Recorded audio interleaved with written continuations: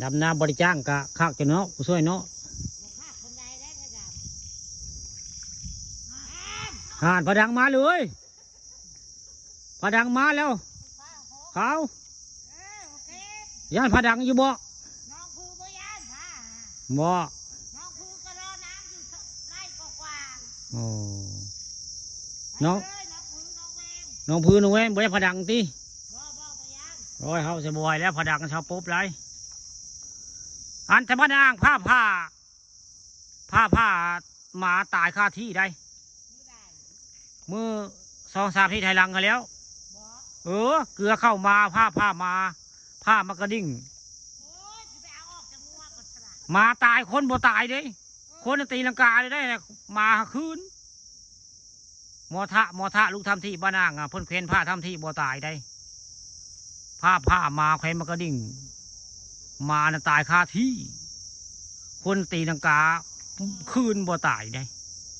ยังไปสัมภาษณ์เพิ่นอยู่ได้สัมภาษณ์ในผ้าอยู่ที่ไปสัมภาษณ์กับเจ้าผ้านั่นล่ะเพิ่นเควนผ้าทำที่เพิ่นเว้าเขาเจ้าว่านั้นได้คนเราว่าบนบ้านบ้านนางว่าผ้ามามอทะอยู่บ้านอ่างผ้ามาตอนป้อนเข้าพอดีได้มาตายคู่รู้คนตายคืนไว้ง่ายยังสิไปหาเพิ่นอยู่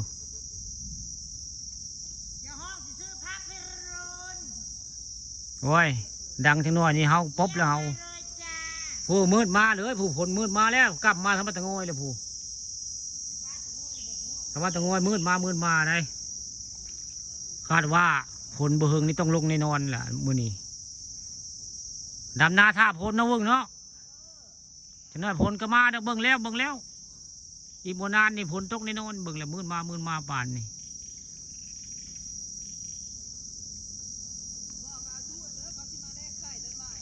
หม้ออ๋ออยู่วงใดอยู่ที่เดิมเพิ่นไปดำนารับจ้างคู่ทีแล้วมื้อนี้อันนั้นน้อยเดียวละ200ละ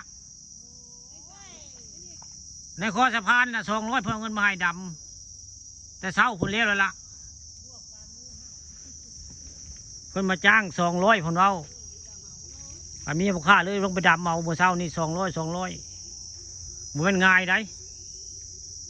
มันเป็นง่ายน้อยเดียว200เพิ่นจ้างก็เลยไปมื้อนี้วันรวยเนาะผู้ช่วยวันรวยเด้อมื้อนี้วันรวยวันที่1วันนี้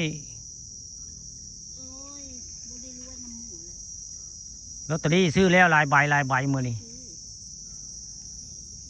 ถึกบ่ถึกก็ลองเบิ่งลอตเตอรี่มื้อนี้ซื้อแล้วดับเข้าไปชนพลก็มืดแห้งได้ผู้มืดแห้งผลมาทางบริเวณบ้านตะงอยแล้วผู้กลับปื้อผู้เพียงผ้าดับมาได้ทางบ้านตะงอยได้สนอนี่คือว่าทางสิพลทางสิพาดังมีหมดแล้วผู้